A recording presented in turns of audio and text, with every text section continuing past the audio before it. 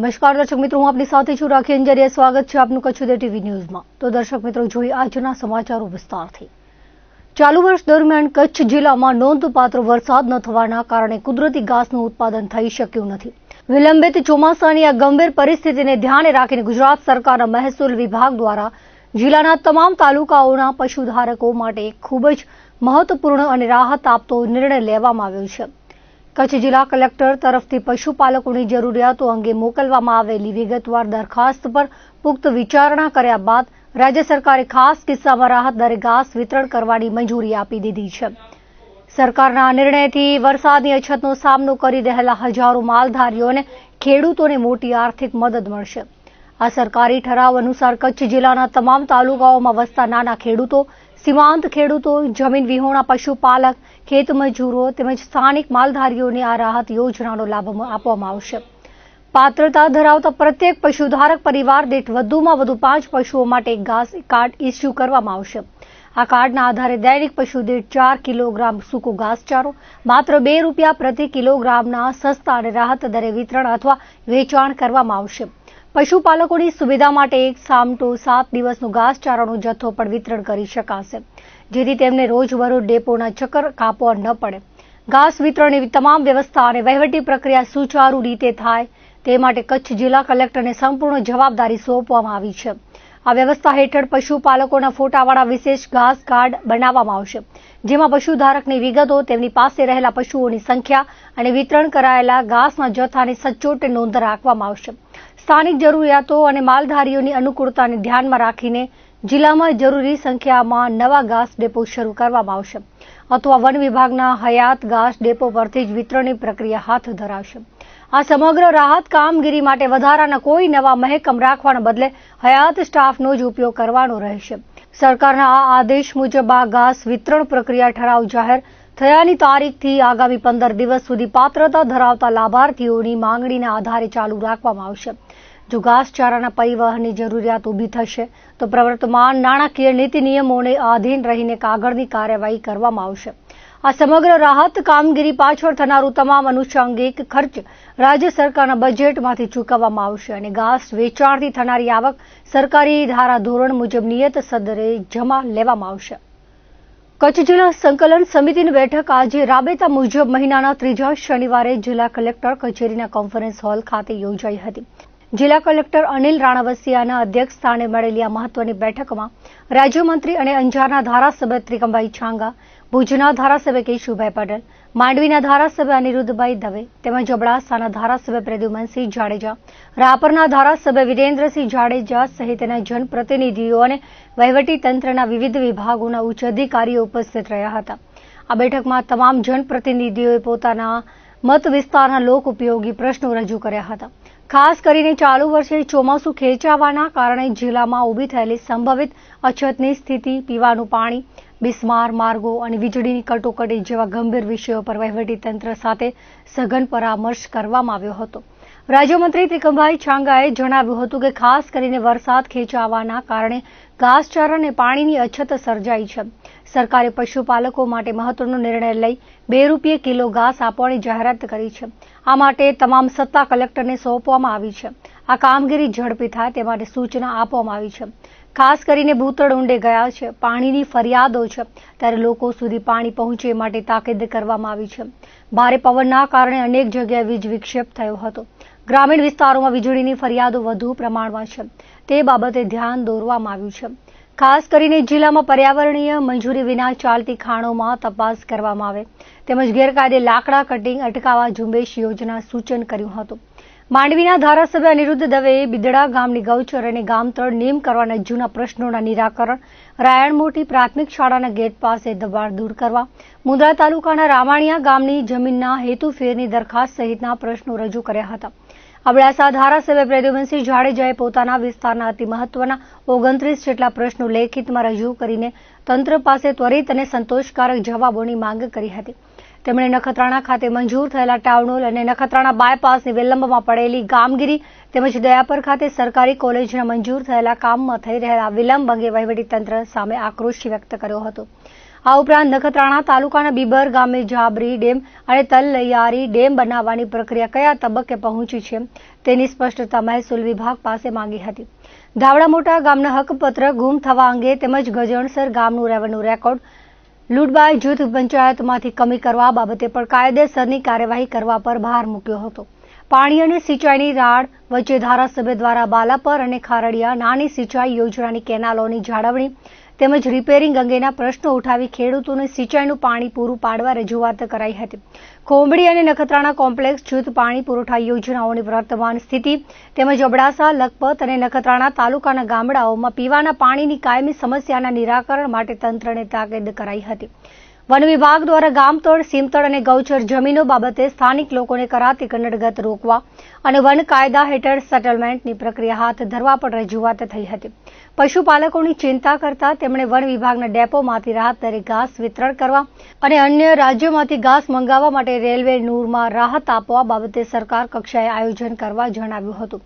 ત્રણેય તાલુકાઓમાં છેલ્લા 40 વર્ષથી વીજ વાયરો કે થાંભલા બદલાયા નથી, જેના કારણે હિંગરિયા જેવા અનેક ગામોમાં રોજબરોજ ફોલ્ટ સર્જાય છે અને લો વોલ્ટેજની સમસ્યા રહે છે.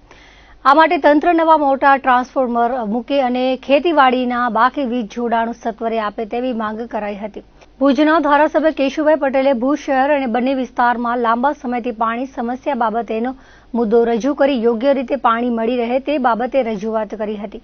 જીકે જનરલમાં દર્દીઓને પડતી મુશ્કેલીઓ દૂર થાય તે માટે જીકેની સંચાલન સમિતિના અધ્યક્ષ સેવા કલેક્ટરનું ધ્યાન દોર્યું હતું. રાપરના ધારાસભ્ય વિરેન્દ્રસિંહ જાડેજાએ ભચાઉ તાલુકાના કંથકોટ, હલરા, તોરણિયા, વામકા સહિતના ગામોમાં અગાઉ પીવાનું પાણી પુરવઠા વિભાગ દ્વારા વિતરણ કરાતું હતું, પરંતુ હવે આ પંચાયતને સત્તા સોંપાઈ છે, પરંતુ પંચાયતો આ યોજના ચાલુ રાખવા માટે સક્ષમ નથી. વિતરણ વ્યવસ્થા ફરી પાણી પુરવઠા બોર્ડ સંભાળે તે બાબતે ધ્યાન દોર્યું હતું. જિલ્લા કલેક્ટર અનિલ રાણાવસિયાએ તમામ જનપ્રતિનિધિઓની રજૂઆતોને ગંભીરતાથી લઈ સંબંધિત વિભાગોને પ્રજાલક્ષી પ્રશ્નોનો વહેલી તકે નિકાલ લાવવા કડક આદેશ આપ્યા હતા. આ બેઠકમાં ડીડીઓ, અધિક કલેક્ટર, ડીઆરડીએ, નિયામક, એસપી, તમામ પ્રાંત અધિકારીઓ તેમજ સંબંધિત વિભાગોના અધિકારીઓ હાજર રહ્યા હતા. આજે જિલ્લા સંકલનમાં કલેક્ટર કચેરી મધ્યે સન્માનીય ધારાસભ્યશ્રીઓ, કલેક્ટરશ્રી અને જિલ્લાના તમામ શાખાના વરિષ્ઠ અધિકારીશ્રીઓની ઉપસ્થિતિમાં જિલ્લા સંકલન બેઠકનું આજે આયોજન કરવામાં આવ્યું હતું. ખાસ કરીને સાંપ્રત પરિસ્થિતિમાં જે રીતે કચ્છ જિલ્લા માટે માનનીય મુખ્યમંત્રીશ્રીએ ઘાસ માટેની જે અધિકારો કલેક્ટરશ્રીને સોંપી અને ઘાસ વિતરણનું કામ જેટલું શક્ય બને એટલું ઝડપથી થઈ અને પશુપાલકોને મળે એની ચિંતા સમગ્ર ધારાસભ્યોએ પણ કરી અને એના સંદર્ભમાં કલેક્ટરશ્રી પણ યોગ્ય જે રીતે આદેશો કરવાના છે એ આદેશો પણ કરી દીધા છે અને ટૂંકા ગાળામાં ઘાસ વિતરણનું કામ પણ શરૂ થઈ જશે. પીવાના પાણીને સંબંધ છે ત્યાં સુધી માન્ય તમામ ધારાસભ્યશ્રીઓએ પણ પોતપોતાના વિસ્તારની જે કંઈ નાની મોટી સમસ્યાઓ હતી એ વિતરણની વ્યવસ્થા હોય કે પુરવઠાની વિષય હોય એમાં પણ ચિંતા કરીને આ પરિસ્થિતિમાં જ્યારે ભૂતળ ઉપરનું પાણીનું જળ સપાટી ઓછી છે ત્યારે પીવાનું પાણી જે છે એ પણ લોકો સુધી અને પશુઓ સુધી પહોંચે એની પણ સમગ્રતયા સામૂહિક ચિંતા કરી અને એ અંગેના પણ યોગ્ય હુકમો જે તે વિભાગના અધિકારીશ્રીઓને આપવામાં આવ્યા. પીજીવીસીએલનો સંબંધ છે ત્યાં સુધી આ વખતે ખૂબ પવનને કારણે જે રીતે વારંવાર વીજ વિક્ષેપના પ્રશ્નો હતા એના સંદર્ભમાં પણ ચર્ચા કરીને ઓછામાં ઓછા સમયમાં જે કંઈ વિક્ષેપ થયો હોય એનું નિરાકરણ થઈ મરામત થઈને લોકોને ઓછામાં ઓછી અગવડ પડે એ બાબતના વિષયોની પણ ચર્ચા આજની જિલ્લા સંકલનમાં કરવામાં આવી અને માન્ય કલેક્ટરશ્રીએ તમામ અધિકારીશ્રીઓને લાગતા વળગતાના વિભાગને એ સૂચના આપીને યોગ્ય કરવાનું હુકમ એમણે કર્યા છે. રહી વિસ્તારની વાત તો તમામ ધારાસભ્યશ્રીઓ પોતપોતાના વિસ્તારમાં જે કંઈ પ્રશ્નો પાણીના હોય, રસ્તાના હોય, વહીવટના હોય, સિંચાઈના હોય, બાકીના વિષયો હોય, પંચાયત ક્ષેત્રને લગતા વિષયો હોય, વન વિભાગના વિષયો હોય, આરએનબીના વિષયો હોય, તમામ વિષયો ઉપર રહીને સકારાત્મક રહીને કચ્છ જિલ્લાને કેમ વ્યવસ્થિત સારી રીતે અને યોગ્ય સમયમાં આ વિકાસના જે કંઈ લાભો છે એ મળતા રહે એની ચિંતા અને ઓછામાં ઓછી સમસ્યા ઊભી થાય અને થાય તો એનું સામૂહિક નિરાકરણ થાય એ પ્રકારની ચિંતા આજની આ સંકલન બેઠકમાં કરવામાં આવી. આજના બેઠકમાં જનપ્રતિનિધિઓ તરીકે ભુજના ધારાસભ્ય આદરણીય કેશુભાઈ, અબડાસાના ધારાસભ્ય આદરણીય પ્રદ્યુમનસિંહજી, રાપરના ધારાસભ્ય શ્રી વિરેન્દ્રસિંહજી, માંડવીના ધારાસભ્ય શ્રી અનિરુદ્ધભાઈ, ન્યાય સમિતિના ચેરમેન બેન શ્રી, પદાધિકારીઓ પણ ઉપસ્થિત રહી અને સક્રિયતાથી સમગ્ર સુચારુ રીતે સંકલન કરીને જિલ્લામાં આગામી દિવસોમાં જે કંઈ નાની મોટી સમસ્યાઓનું નિરાકરણ હોય એ દિશામાં સમૂહ ચિંતન કર્યું. આજે જિલ્લા સંકલન દર મહિને હોય છે. આજે જિલ્લા સંકલન નથી, એનામાં ખાસ અબડાસા વિસ્તાર એટલે અબડાસા, લખપત અને નખત્રાણા મોટા મોટી પાણીની બહુ તકલીફ છે. ગામડામાં નર્મદાનું પાણી જે અમને મળવું જોઈએ એ બિલકુલ ઓછું આવે છે. વાત રહી ડેમોની, તો ડેમોમાં પાણી હવે બિલકુલ ઓછા રહ્યા છે એ પણ ગરમ થઈ ગયા અને એટલે પશુઓને એને પીવામાં તકલીફ પડે, એટલે મોટો પ્રશ્ન પાણીનો હતો. પછી વાત રહી ઘાસની, બધાએ માલધારી લોકોની માંગણી હતી ગૌશાળાવાળાની, પાંજરાપરવાળાની, તો એ પણ આજે સરકારશ્રીએ ભૂપેન્દ્રભાઈ પટેલ સાહેબ મુખ્યમંત્રી અને અહીંયા આપણા કચ્છના મંત્રી શ્રી ત્રિકમભાઈ છાંગા સાહેબ, અનિરુદ્ધભાઈ, કેશુભાઈ, વિરેન્દ્રસિંહ બધા ભેગા મળી અને આપણા ન્યાય સમિતિ ચેરમેન બધા ભેગા મળીને રજૂઆત કરી, તો એ ઉપરથી પણ આદેશ આવી ગયો છે અને વહેલી તકે ઘાસ ફોરેસ્ટમાં જે જમા છે એ આપવાનું શરૂ થઈ જશે.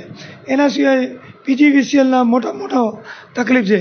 લાઇટનું ગામમાં ફોલ્ટ વધુ થાય છે, ખેડૂતોના કપાસ વાવાઈ ગયા છે, લાઇટનું એટલે પાક ફેલ જાય એ પ્રશ્ન હતો. એના સિવાય દયા પર જે આપણે કોલેજનું હાલે છે ફોરેસ્ટનું, એના માટેનું પણ તાત્કાલિક પતે. પછી એના સિવાય જાબરી ડેમ બીબર એની અહીંયા ભુજ ફાઇલ આવી છે, એ કલેક્ટર સાહેબે ખાતરી આપી મોકલી દઈશ. પછી તલૈયારી ડેમનો એને પણ અધૂરા છે, એ પણ વહેલી તકે પૂરું કરી આપશું. એના સિવાય જે રોડ રસ્તાના અત્યારે બહુ ખાડા થઈ ગયા છે એની પેચ કરી દે અને બાકી રોડોનું છે એ દરખાસ્ત મોકલે, એના માટે રજૂઆત હતી. પછી જે અમુક વિસ્તારમાં હજી ઘણા બધા એવા વિસ્તાર છે ખેડૂતના, તે ખેડૂતોને પણ અત્યારે માર્ગદર્શન આપે અને ચોમાસું ખેંચાણું છે તો એના માટે શું કરવું એ પણ બહુ વિચારવા જેવું છે.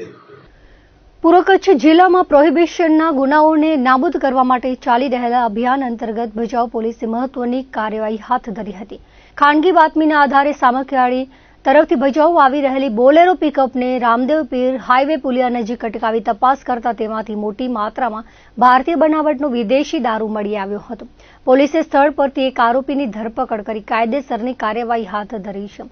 પોલીસે બાલા ગેલાભાઈ પટેલની ધરપકડ કરી હતી, જ્યારે મુંબઈના પ્રદીપ અમરલાલ ઉર્ફે આંબાલાલ જોશીને વોન્ટેડ જાહેર કરી તેની શોધખોળ શરૂ કરવામાં આવી છે. દરોડા દરમિયાન 516 બોટલ વિદેશી વિસ્કી, 2400 ક્વાર્ટર વોડકા, એક મોબાઈલ, બોલેરો પિકઅપ સહિત કુલ 10 લાખથી વધુનો મુદ્દામાલ કબજે લેવામાં આવ્યો હતો. આ સમગ્ર કામગીરી ભચાઉ પીઆઈ તેમજ સર્વેલન્સ સ્ટાફ દ્વારા ઉચ્ચ અધિકારીઓના માર્ગદર્શન હેઠળ સફળતાપૂર્વક પાર પાડવામાં આવી હતી.